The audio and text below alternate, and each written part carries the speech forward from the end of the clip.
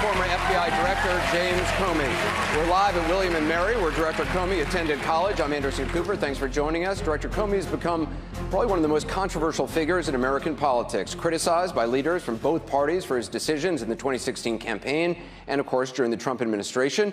He's become a target of President Trump, who's called him a liar and says he should be in jail. Since the release of his book, A Higher Loyalty, Truth, Lies, and Leadership, Director Comey has answered questions from a lot of journalists. Well, tonight it is your turn. All the questioners tonight are students, faculty, and staff from William & Mary. The questions are all their own. I'll ask some follow-up questions as well. Let's get started. Please welcome from the class of 1982, double major in chemistry and religion, former FBI Director James Comey. Thanks for being with us.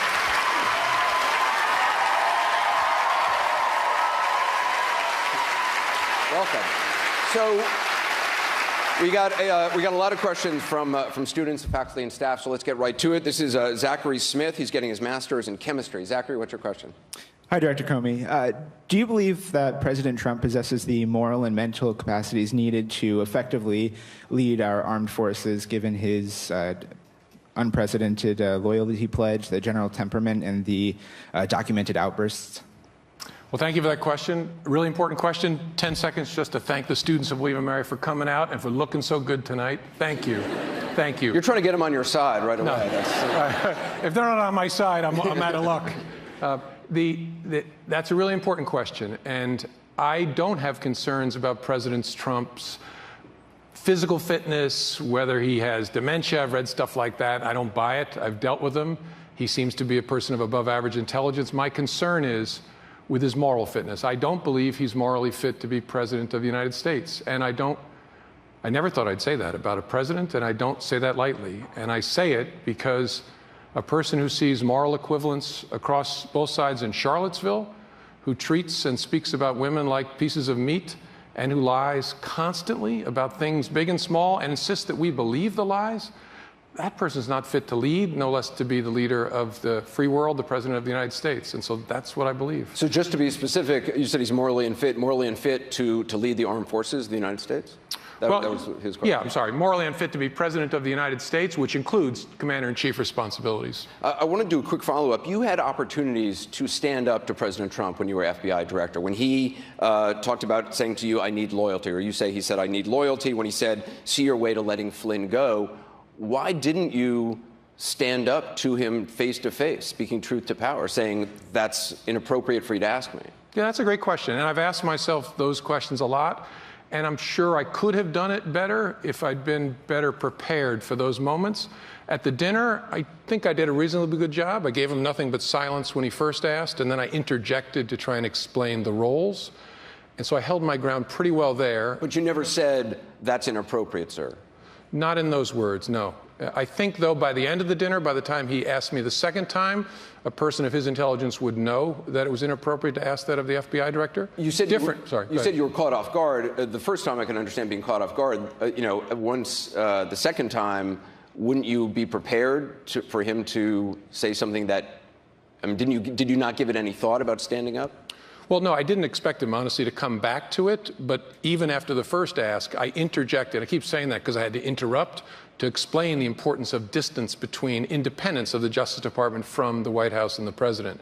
And then when he came back to it the second time. But when the Flynn thing, that was really the second time he said something that you found objectionable, right? That was before the loyalty. Was the second time that he asked me something, a directive is how I took it, that caught me by surprise. In that circumstance, that's probably the one where there's the fairest criticism that maybe I should have said something in the moment. It honestly didn't occur to me. Instead, I was thinking, I must remember these exact words. And I don't want to be too tough on myself, because honestly, if he didn't know he was doing something he shouldn't do, why did he kick everybody out of the Oval Office to talk to me alone, including my own boss, the Attorney General?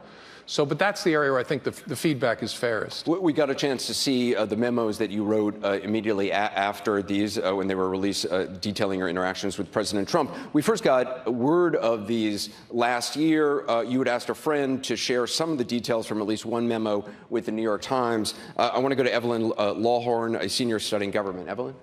Hi, my question was, do you think that there's any credence to the president's claims that you broke the law when you released your memos? I don't. Hope that won't surprise you. I don't. In fact, I think he's just making stuff up. The memos are actually two pieces, and the details matter because the facts matter and should matter even to the president. I sent one memo, unclassified then, still unclassified, and it's recounted in my book, to my friend Dan Richman and asked him to get the substance of it, but not the memo, out to the media. Separately, I wrote a bunch of memos about my interactions with President Trump, and I was what was called an original classification authority at the FBI, meaning I had the training and the authority to make decisions about what should be classified, what shouldn't. Some of those memos I decided should be classified. 4 others, I wrote them and was highly confident they should not be classified. Those 4, I kept a copy at the FBI and a copy in my personal safe at home. After I was fired, I put together a legal team of 3 people, one of whom was Professor Dan Richman at Columbia University. After I had asked him to give this information to the media, I separately gave my legal team 4 memos, which were unclassified. They included the one that he had gotten to give the substance of it to the New York Times. The bottom line is, I see no credible claim by any serious person that that violated the law. Here's a good thing, though. The Department of Justice is all about accountability.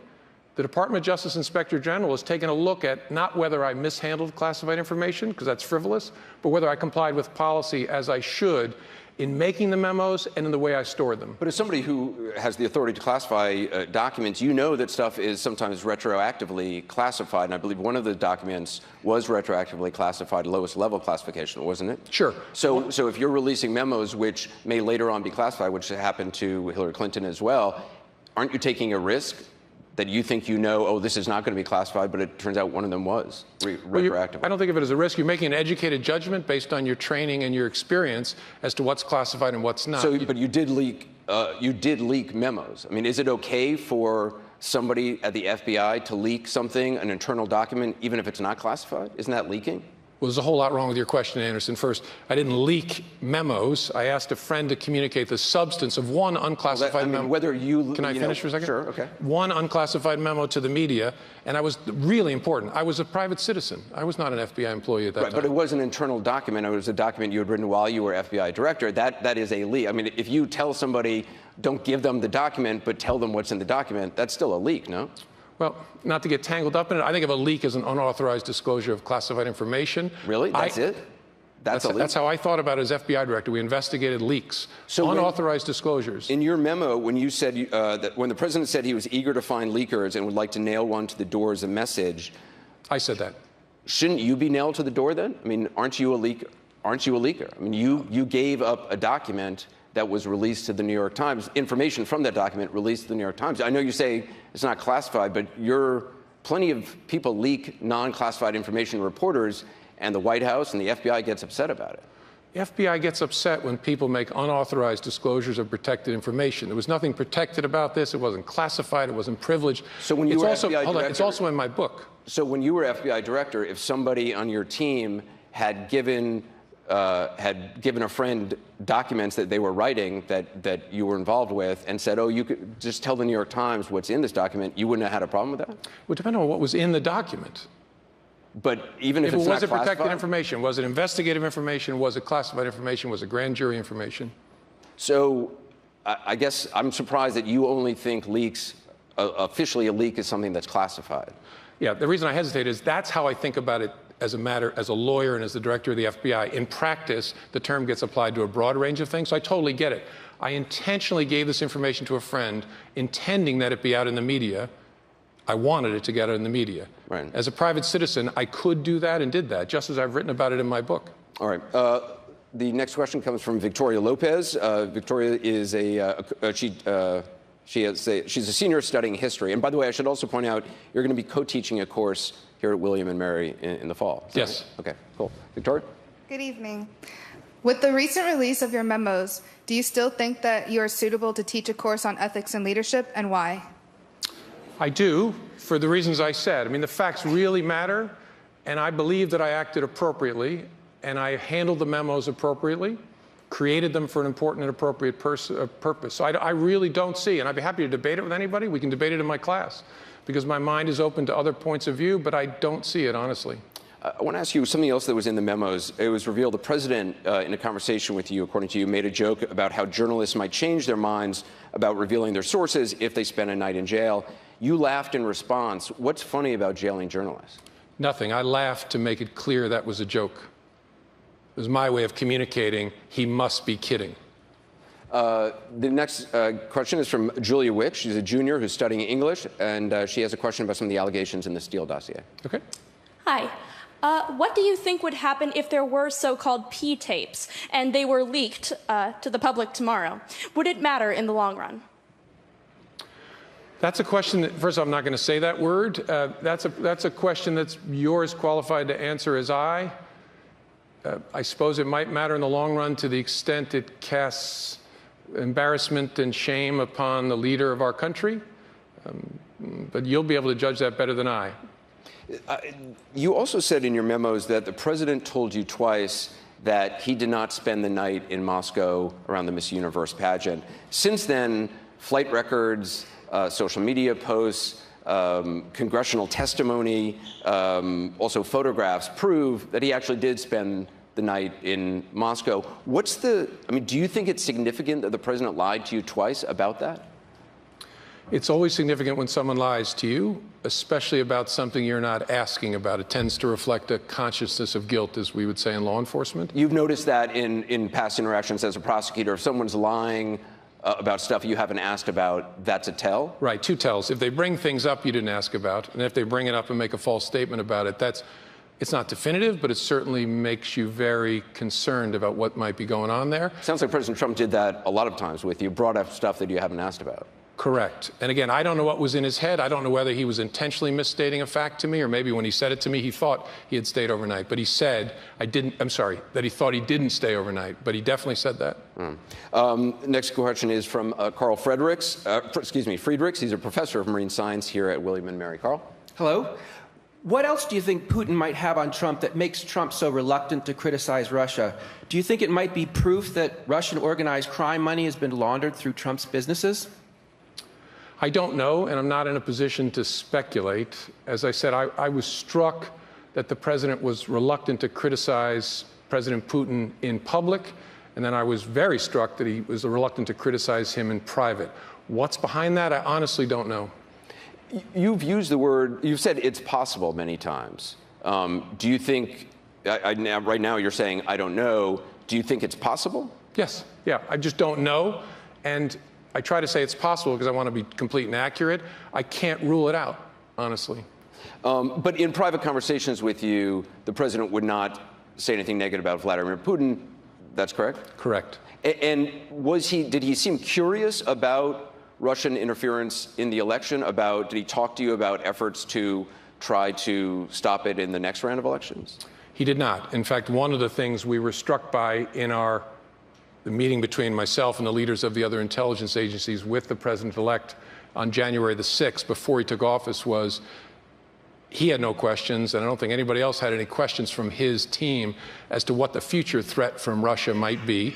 And the second piece that you alluded to, in the book I describe an encounter with the president on February the 8th of 2017, where he was explaining that he had given a good answer to Bill O'Reilly in an interview that ran before the Super Bowl, where he said, in essence, we are the same kind of killers as Vladimir Putin. And I interrupted him to criticize that and read, and I could be overreading it, but read a very sharp reaction from him. You don't believe that there's a moral equivalence between Vladimir Putin and leaders of the United States? I do not, nor do I believe there's a moral equivalence between the people who kill innocent people on behalf of the Russian leadership and the men and women of the United States military and our intelligence community. Do you see Vladimir Putin as a killer? Yes. Next question is from next question is from Daniel Powers. We got a lot of questions from students, obviously, about the decisions you made before the 2016 election. That's going to come as no surprise for you. Daniel's a senior studying history and computer science. Daniel? Good evening. There's a very compelling case to be made that your announcements, especially the October 28th announcement, cost Hillary Clinton the election. At the same time, you never disclosed how Trump was involved in an FBI investigation into the Russians. Should you have disclosed that to the American public? No, for a couple of reasons. First, President Trump candidate Trump was not the subject of an FBI investigation. And the decision we had to make during 2016 is what to say about the Russian interference, and then what, if anything, to say, and we honestly didn't give it serious thought for reasons I can explain, about a brand new counterintelligence investigation of a small group of Americans to try to figure out, is there any connection? Those small group of Americans were, some of them were associates of the campaign, no? Correct. Correct. I don't think they've been identified publicly by the FBI or the government, so I can't use the names, but a small group that did not include President Trump. Wasn't George Papadopoulos one of those people? I don't know whether the FBI has confirmed who the small group of people were, so I don't want to say sitting here, Anderson. Okay. But just if you can, just go into some more detail about that, because I mean, we got a lot of questions on this, and I think obviously people on all sides of the political aisle question your motives, question your actions, question your thought process on this. What was I know you said it was early days in a counterintelligence investigation, but you've also talked about wanting to protect that investigation. Was it more important to protect the early days of a counterintelligence investigation than it was to be transparent to the American people about something that might affect their vote? In a way, yes. Can I just explain that? It's important because the question is a very, very important and reasonable question. It appears to a lot of folks you treated the Hillary Clinton case different than the Russia case. And here it's important to realize the Hillary Clinton case began as a public referral from an inspector general to the FBI. The subject of the investigation was the candidate herself, and we still refuse to confirm that it existed for 3 months. We started it in July of 2015. We wouldn't confirm it even existed until October, and then we said nothing until it was done. Look at the counterintelligence investigation. They began in late July of 2016 with information sufficient to open an investigation that maybe there's some connection between this big thing that the Russians are doing and Americans. And so we opened on a small group of Americans to try and figure out, is there anything there? And so the reason I said there was no serious consideration given to talking about it, try to imagine what we might say in the summer of 2016. We just opened an investigation. We don't know whether there's anything to it. It doesn't involve candidate Trump, but there's some people around him. We're going to look into it. That's something that the FBI and the Justice Department would never do for a bunch of reasons. First, unfair to the targets of the investigation subjects, but also lets them know we're looking at it when we don't know what we have. The Department of Justice authorized me to talk about that the next spring to reassure the American people that we were looking at it. But they never, for reasons I think make sense, considered doing that in the summer before the election. What we wrestled with and struggled with, and President Obama struggled with, was what should we say to the American people about the big thing that the Russians are doing? That they're trying to interfere in our election, to hurt Hillary Clinton, to help Donald Trump, to dirty up our democracy. What should we say? And there, I offered to be the voice of inoculation to the American people, telling them, here's what the Russians are doing in the summertime. They didn't take me up on it, but that was the big discussion during the election year. You just said, though, earlier that part of your thought process was we don't know where this counterintelligence investigation of people associated with the campaign, President Trump's campaign, is going to go because it's so early days. When you announced that you were reopening the investigation of Hillary Clinton into the new emails that had been found on Anthony Weiner's computer, you didn't know where that was going to go. You didn't know the significance of those emails. You didn't know what was in those emails. And yet, so you didn't know that, but you chose to inform the American people of that, which many, certainly supporters of Secretary Clinton view as a decisive moment in the campaign. Yeah, and the reason was we could only see two options at that point. We, meaning the Justice Department and the FBI, had told the American people in the summer of 2016, we're done here. We've done a professional investigation. There's no there, move on, and taken tremendous hits for that decision. But having said that repeatedly to the American people, to restart the investigation in a hugely significant way in late October and not talk about it put us on the horns of a dilemma. Not speaking about something where you've said the opposite, under oath repeatedly, is a concealment. Speaking is also really bad. So which do you choose? Do you speak or do you conceal? The challenge we faced then is we couldn't find a door that said no action here. Here's the door to be quiet. Because either way you choose, you're choosing an action. Do you speak or do you conceal? And reasonable people can see this differently. It was a nightmare of a decision, but we chose to speak because it was bad. Catastrophic was the second option. Concealing would be catastrophic to the organizations of justice. So that's why we chose it. But in the announcement on Hillary Clinton, the first one in which you said, this is not going to be prosecuted, you didn't just say the investigation is over. You went on to criticize her handling of emails, which is an unusual step, no, for an FBI director. Normally, you would just say the investigation is done. You wouldn't explain more. Right. In almost every case, we say nothing about a completed investigation, except where, and this is recognized in Justice Department policy, there's an overriding public interest in having more transparency. We gave that in Ferguson, Missouri, after the investigation there, gave it after the Tea Party targeting investigation. Here, my judgment was, and the judgment of the FBI senior team, if we don't offer that transparency, the result has no credibility. If we just say one line, we know it's the middle of the election, and this is one of your candidates, or we're done. But I guess the question then was, if there's Justice Department policy allows you to give more information if there's an overriding public interest, couldn't you make that argument about associates of the Trump campaign?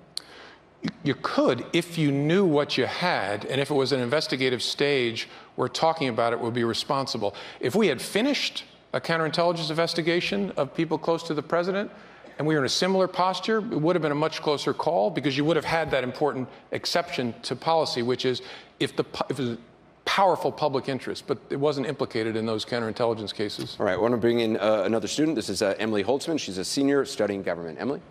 Mr. Comey, my question for you is, if you wanted the Bureau to remain independent, why did you factor the legitimacy of a Hillary Clinton victory into your decision to announce she was being investigated prior to the election? Isn't this a political consideration? Yeah, thank you for that. I hope you get a chance to read my book.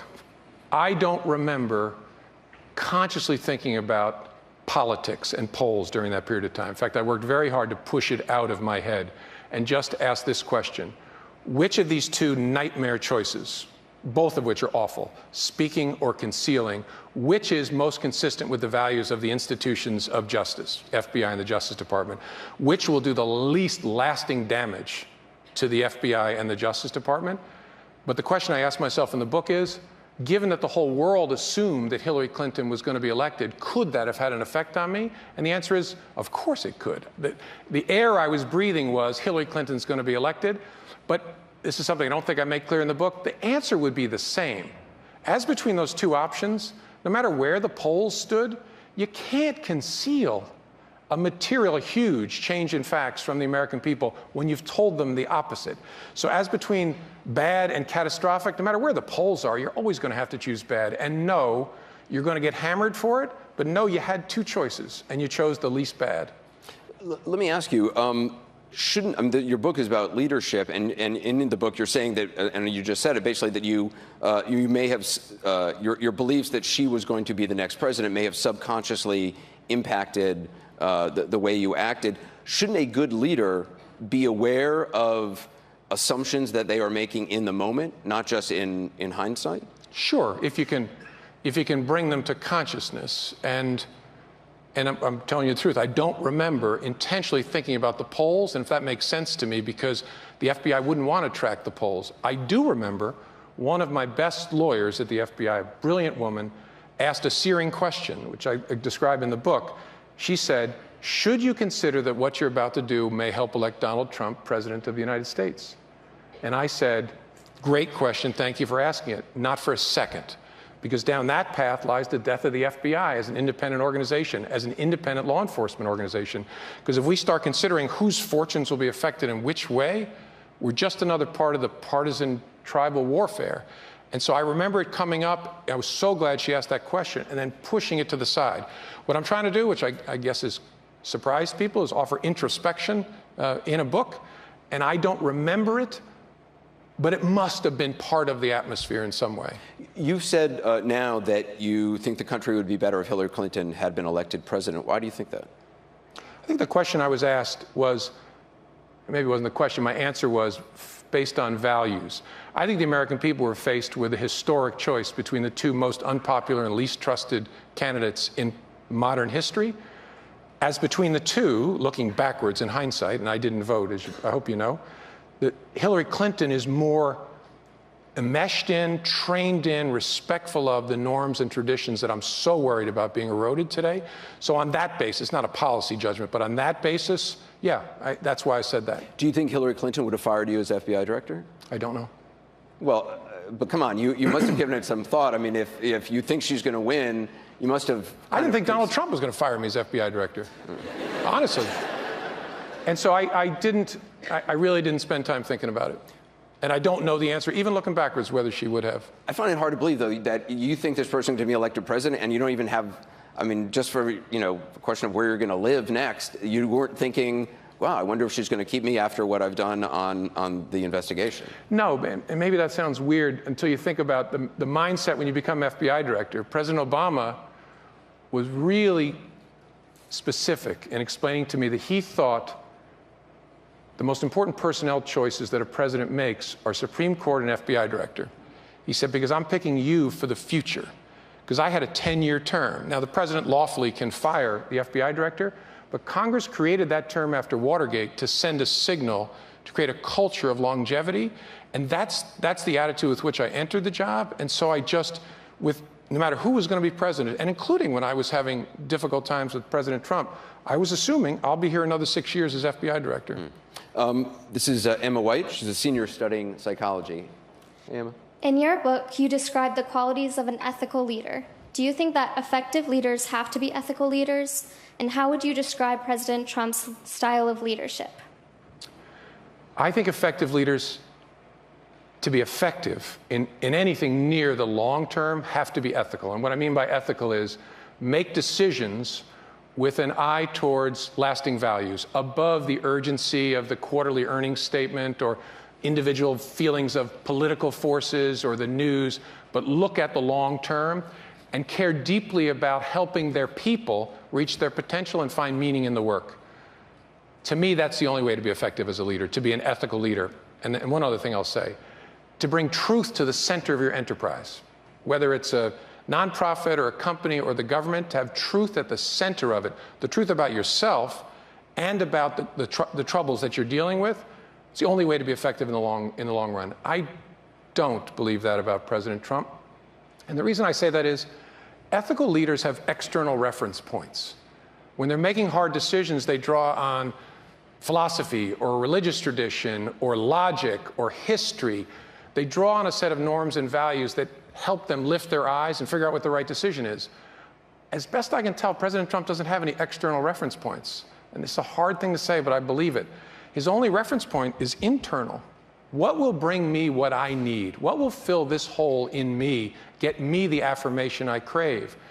And that's deeply concerning, because the only way you make hard decisions is by looking to the external reference points. You can't ignore the internal, of course, but your first move and your primary move is always to those external points of reference to help you make a good decision.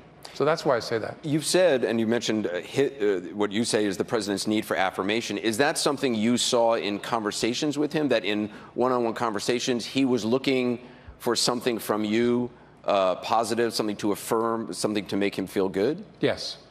At least with me, his style of conversation was a series of assertions about great things he had done. And biggest crowd at the inauguration, awesome inauguration speech, these things that I have done. And the challenge I found was that they wash over you like a wave. And even if you disagree, that the waves just keep coming. But that's the style. It's I'm great, I'm great, I'm great, I'm great. And I suppose if there's a pause, it's to elicit a response of a similar nature. But that struck me. It also struck you, and I thought this was interesting, and I had never thought about it, that you've never seen him laugh. Yeah. What is that? Why is that significant? Yeah, it's a great question. The mark of a great leader, I believe, is a combination of things that seem contradictory. Enough confidence to be humble.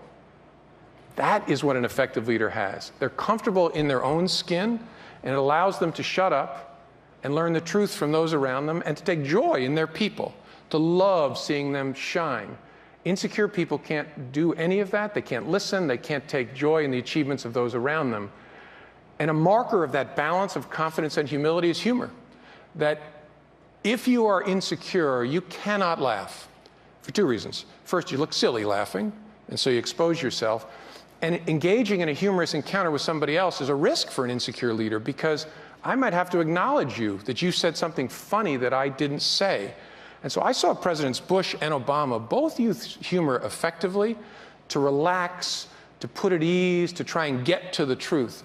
I never saw President Trump laugh, even in an almost hour-and-a-half long private dinner. And so I became a little concerned about this. Maybe he just doesn't find you funny. Well, it could be. There's a lot of people. And it could be I missed, reams of hilarity that have been captured elsewhere on videotape.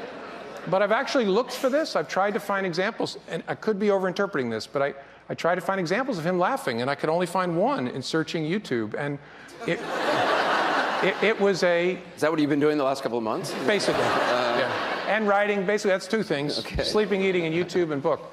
And I looked for it, and I found one, which was a rally in New Hampshire where he's speaking and a dog starts barking. And he said, "What's that?" And someone yelled, "It's Hillary Clinton."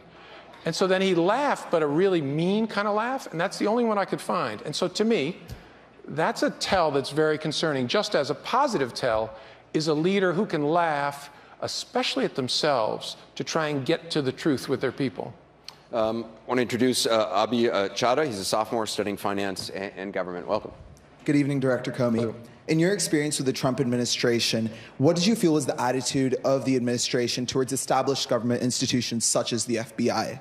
Did they feel that these institutions were antagonistic towards the goals of the administration, or was there some level of willingness to cooperate in your experience? In my experience, and so it's both the 5 months I worked under President Trump and since, they view the institutions of justice with contempt as just another piece on the board.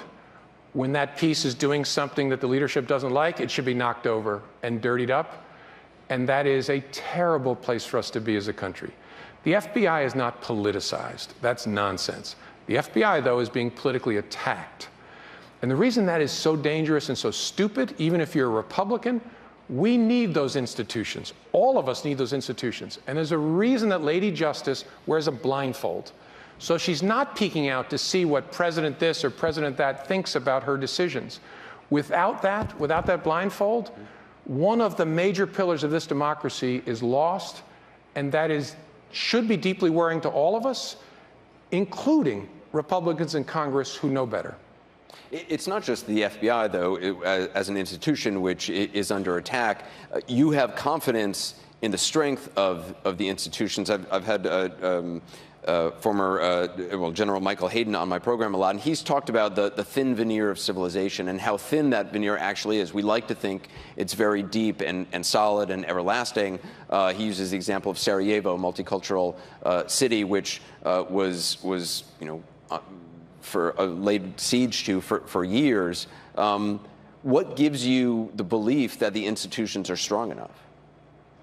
Because I know them, and because I know no president serves long enough to destroy the culture that is at the root of them. I hear this term deep state all the time, and there's no deep state, but there is a deep culture and a commitment to the rule of law, equal protection of the laws, the fundamental values that are at the core of our Constitution that runs really deep in the FBI, the Justice Department as a whole, the intelligence community, the United States military services. It is the ballast that gives me comfort, and I hope should give all Americans comfort, but that can be damaged in significant ways. I don't think any president serves long enough to destroy that, to flip that ship over.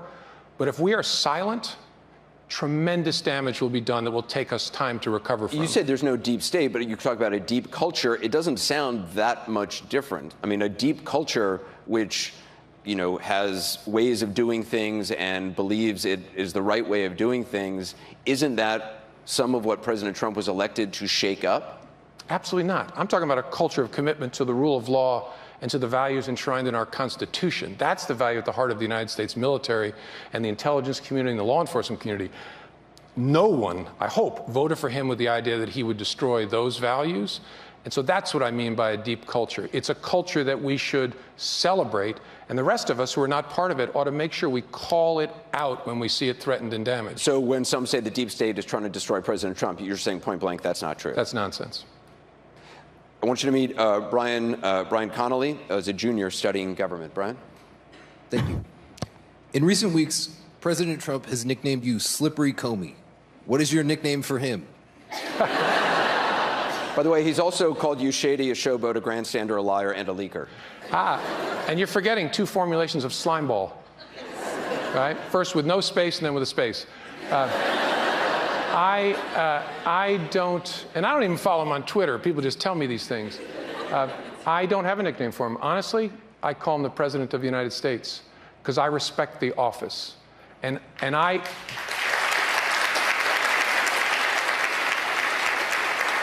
write this in the book, and I hope I speak for all of us. No matter my concerns about him, I want him to be successful. I would be so happy if there was a way to peace on the Korean Peninsula. Right? We should root for our president. That also doesn't mean we should fail to hold him accountable, especially when he threatens our core values. You say you respect the office. I think a lot of supporters of the president who are critical of you will say